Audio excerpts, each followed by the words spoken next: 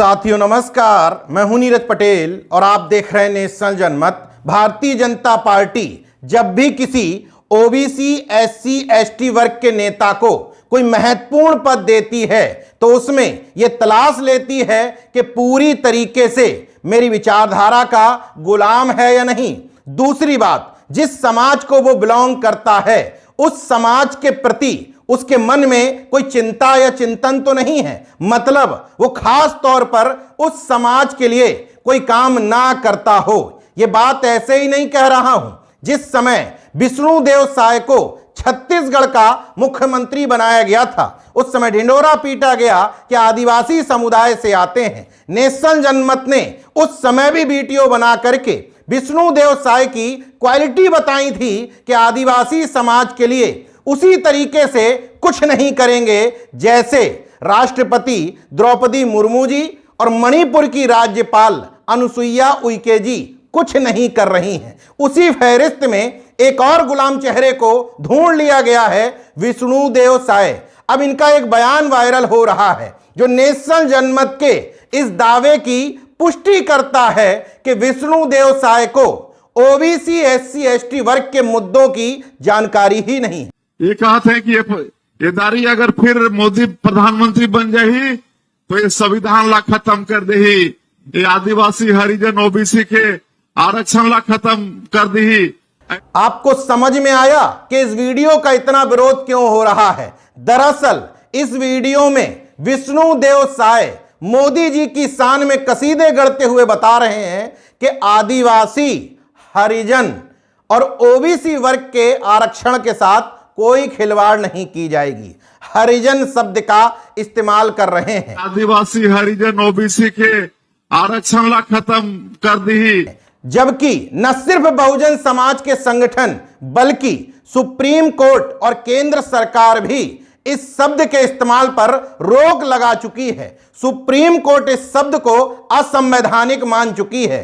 इसके बावजूद 4 बार के सांसद, 3 बार के विधायक और केंद्र में मंत्री रहे मौजूदा मुख्यमंत्री, मतलब कोई नया खिलाड़ी नहीं है, पुराने नेता हैं। इसके बावजूद अपने भाषण में पता नहीं है कि एससी वर्ग के लिए किन शब्दों का इस्तेमाल करना है।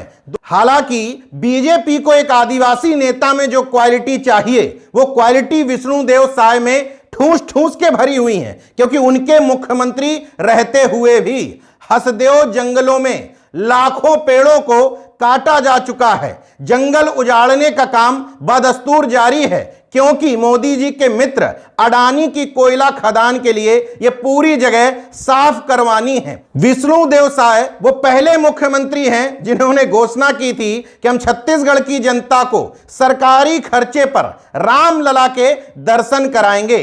विष्णुदेव साय में एक और क्वालिटी है, आप गूगल पर इनकी इमेज सर्च करिएगा, ज्यादातर में मंदिरों में माथा टेकते हुए या सर पे टिपली लगाए हुए, टीका लगाए हुए देखे जाएंगे। खुद से रिसर्च करिएगा। ओबीसी, एससी, एसटी वर्ग से आने वाला कोई भी नेता सवर्णों की तुलना में ज्यादा माथा रंगे हुए दिखाई देगा, क्योंकि समय समय पर प्रदर्शित करना है कि मैं तुम्हारी विचारधारा का गुलाम हूं।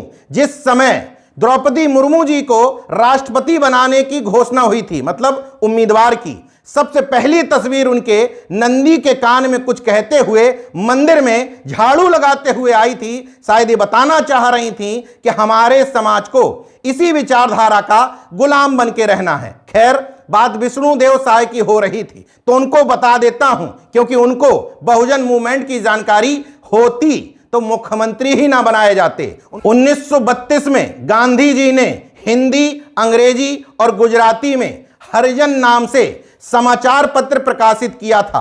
उसी समय से इस शब्द का विरोध किया जाने लगा था। 1938 में बाबा साहब भीमराव अंबेडकर इस शब्द से नाराज होकर बॉम्बे विधानमंडल से वॉकआउट कर गए थे। उनका कहना था यह शब्द उसी तरीके से एससी वर्ग को अपमानित करता है जैसे अस्पृश्य शब्द करता है। 1982 में केंद्र सरकार ने सभी राज्य सरकारों को पत्र लिख करके निर्देशित किया था कि हरिजन शब्द का इस्तेमाल बंद कर दिया जाए। 2000 में संसदीय कमेटी ने कहा अभी भी इस शब्द का इस्तेमाल हो रहा है तो भारत सरकार के सामाजिक न्याय एवं अधिकारिता मंत्रालय द्वारा फिर से राज्य सरकारों को पत्र लिखवाए गए थे। 2017 में सुप्रीम कोर्ट ने एक मामले की सुनवाई करते हुए इस शब्द को अपमानजनक मानते हुए इस पर रोक लगाने की बात कही थी। ये तमाम बातें विष्णुदेव साय साहब को पता ही नहीं होंगी, क्योंकि उनकी एक जिम्मेदारी है कि अपने समाज को संघीय एजेंडे के तहत धर्म की चाशनी में किस तरीके से लपेट के रखना है।